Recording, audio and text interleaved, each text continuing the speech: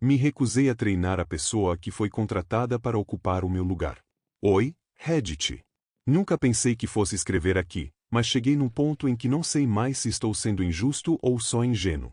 Tenho 32 anos, sou CLT, trabalho há quase 3 anos em uma empresa de médio porte, e sempre fui do tipo que tenta fazer tudo certo. Cumprir horário, entregar mais do que pedem, evitar conflito e acreditar que esforços são reconhecidos.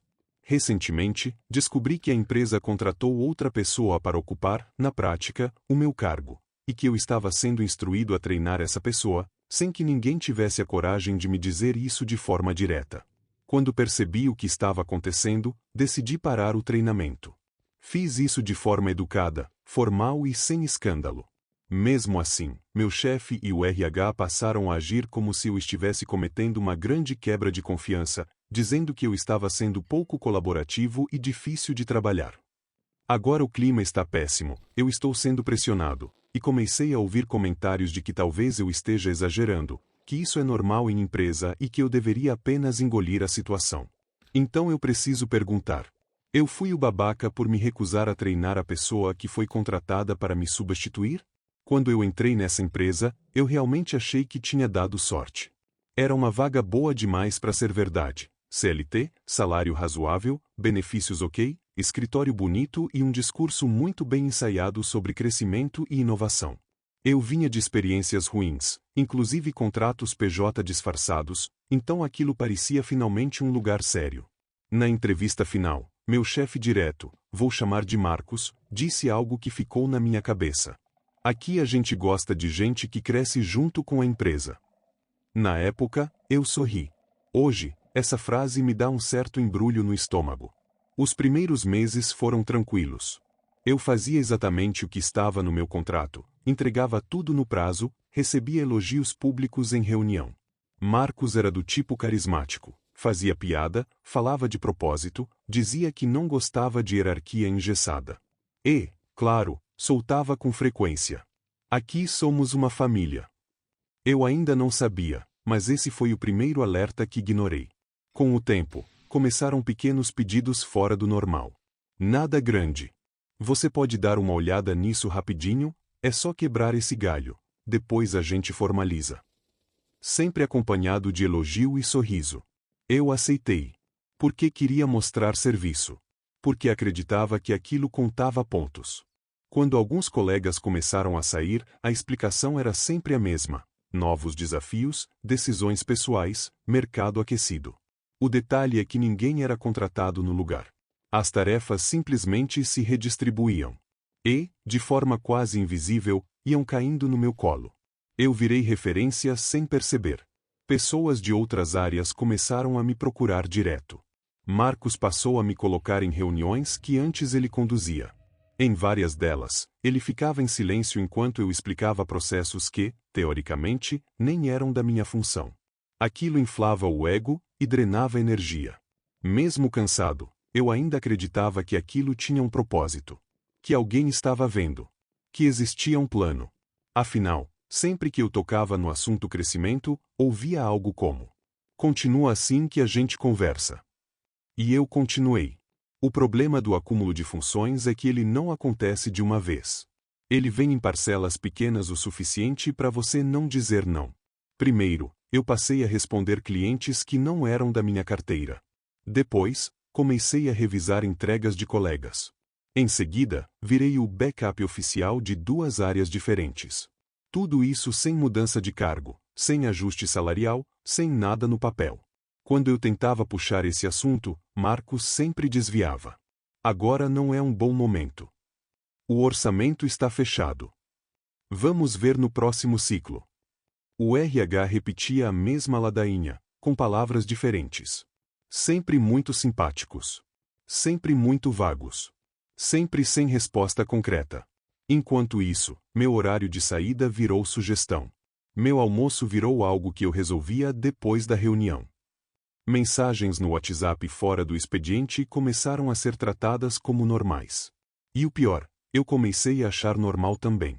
Eu me sentia cansado o tempo todo, mas também me sentia responsável. Se eu não fizesse, quem faria? Se eu reclamasse, será que não iam me ver como alguém problemático? Foi nessa fase que Marcos começou a soltar comentários do tipo: hoje em dia, quem quer crescer precisa ir além do básico. Eu já estava muito além do básico. Só ainda não tinha percebido o quão conveniente isso era para eles. E foi exatamente nesse momento, quando eu já estava fazendo o trabalho de alguém acima do meu cargo, que surgiu o pedido estranho. Mas isso já é outra parte da história. A primeira vez que falaram claramente em promoção foi numa reunião individual com o Marcos.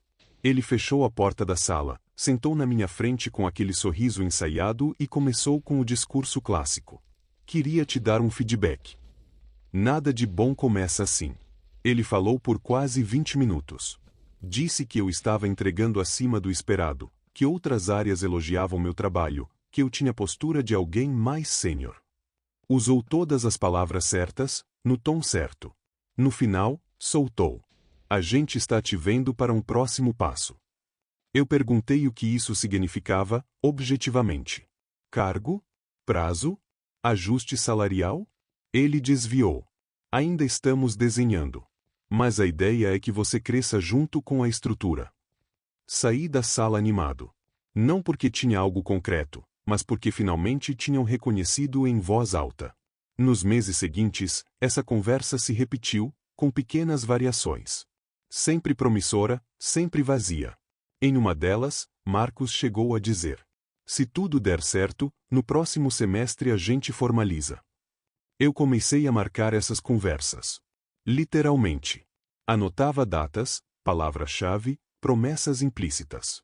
Não porque eu já estivesse desconfiado, mas porque algo em mim começou a perceber que nada avançava. Quando tentei envolver o RH, a resposta foi quase automática. Esses movimentos precisam passar por várias aprovações. Existe um processo interno.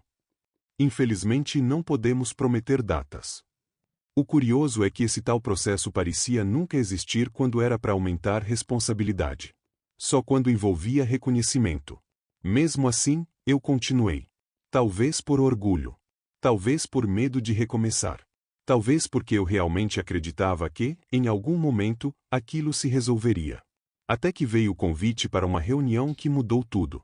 Era uma sexta-feira à tarde, quase no fim do expediente, quando Marcos me chamou no chat.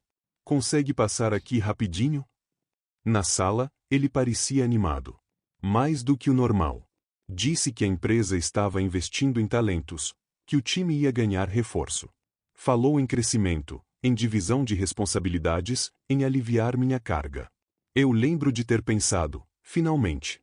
Então ele completou: queria que você ajudasse no treinamento desse nosso novo colaborador.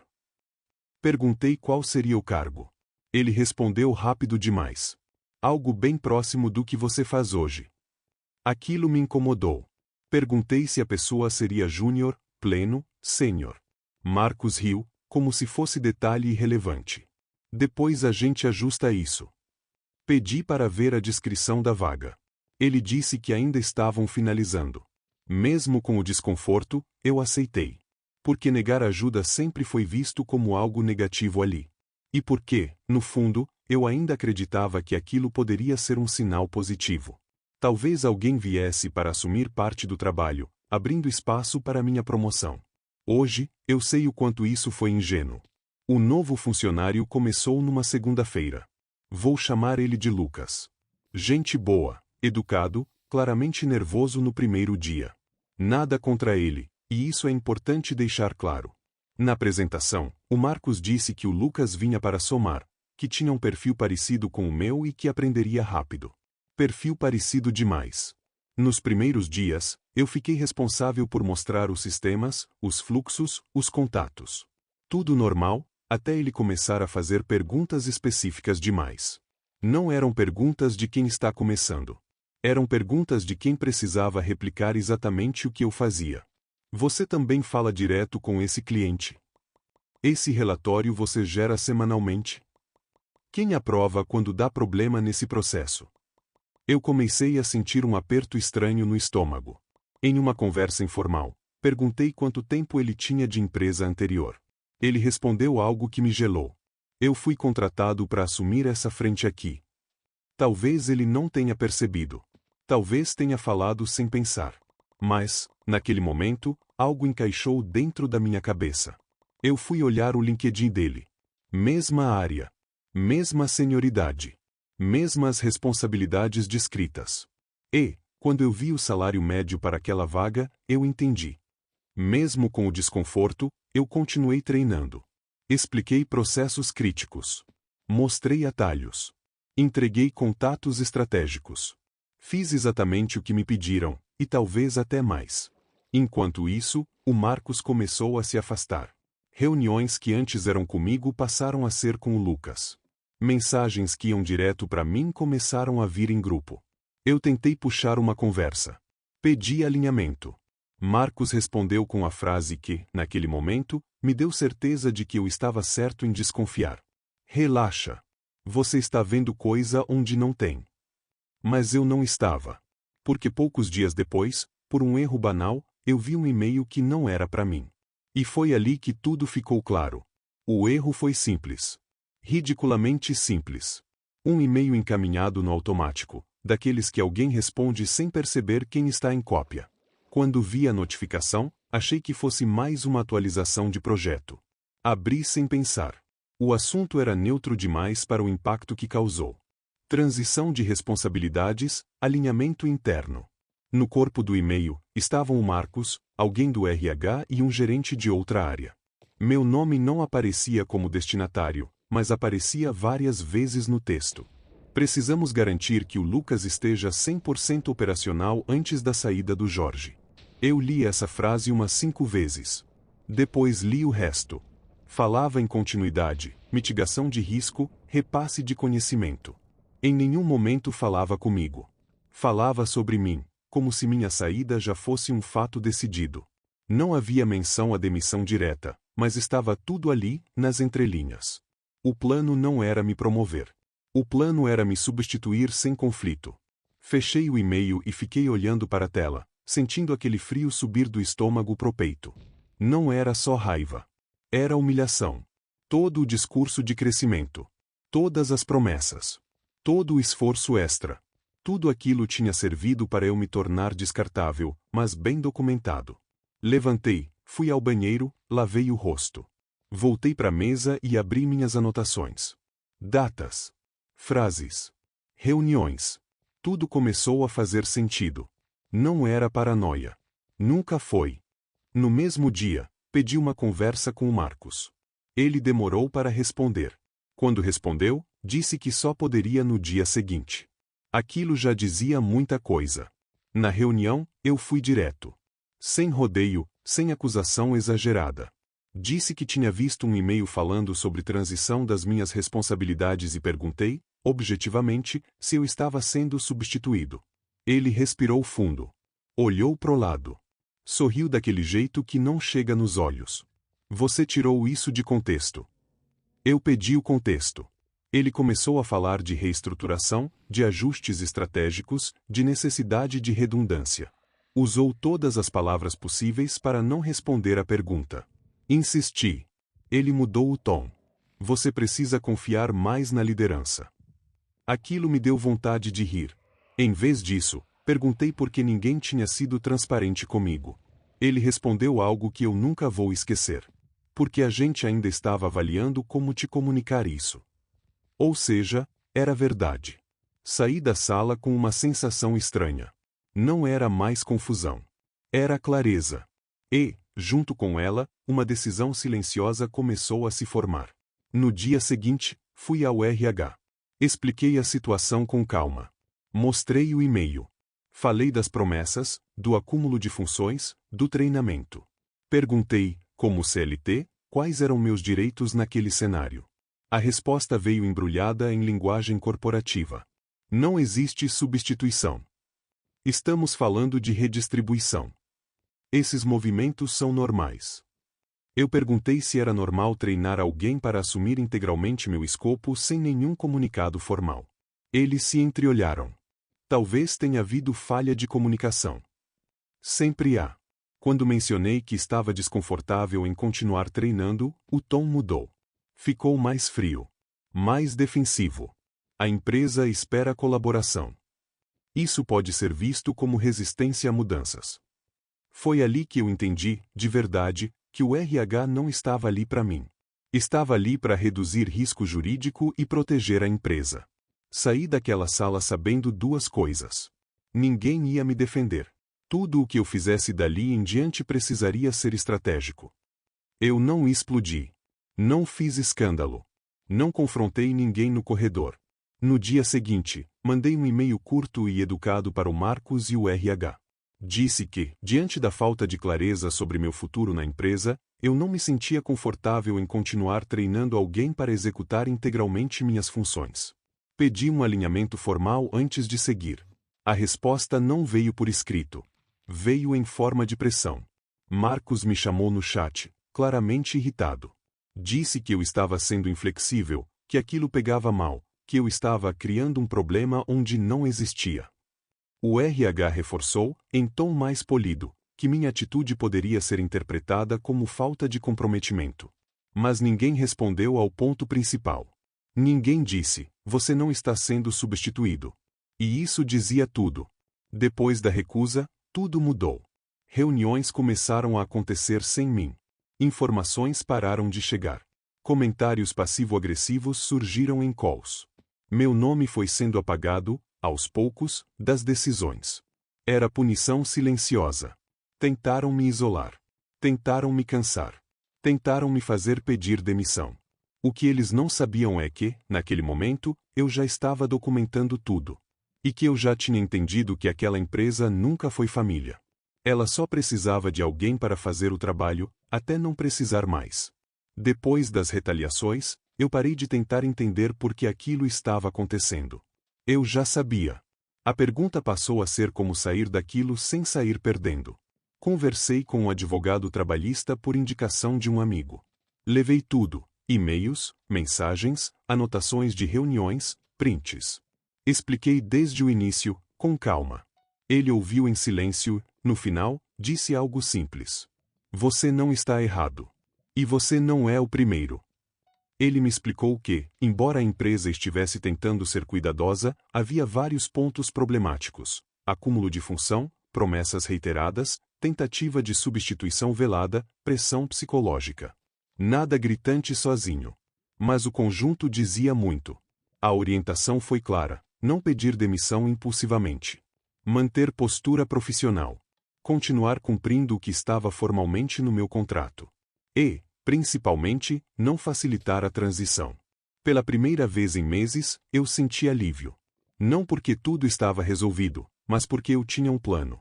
2 semanas depois, eu já tinha outra proposta em mãos.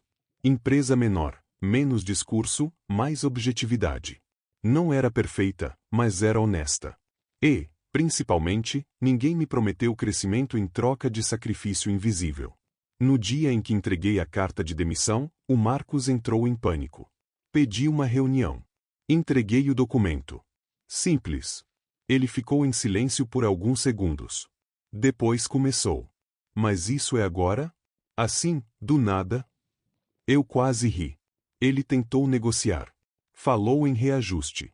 Falou em rever estrutura. Falou em plano de carreira. Tudo aquilo que eu pedi durante anos. Agora, de repente, era possível. Eu agradeci e recusei. A expressão no rosto dele mudou.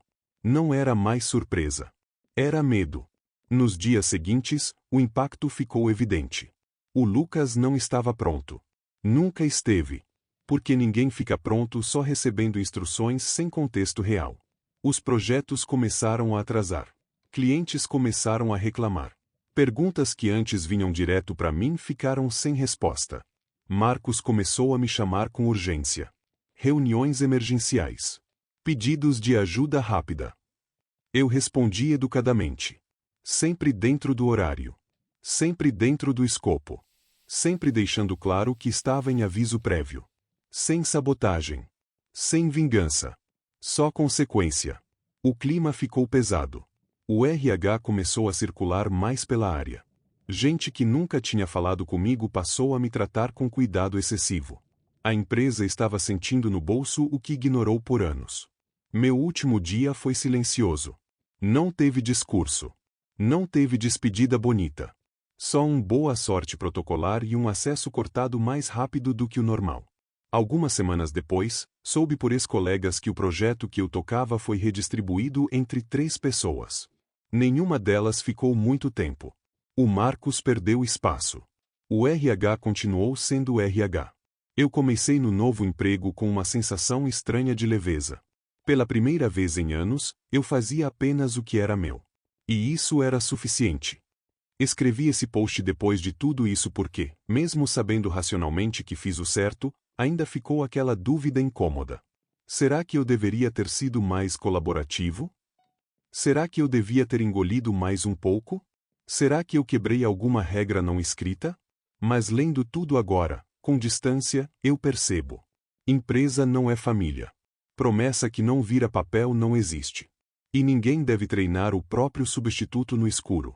Alguns meses depois, recebi contato do mesmo advogado dizendo que a empresa estava enfrentando outros processos semelhantes. Não entrei com ação. Segui em frente. Hoje, ganho um pouco mais, trabalho menos horas e não escuto ninguém dizer que somos uma família. E isso, sinceramente, é libertador.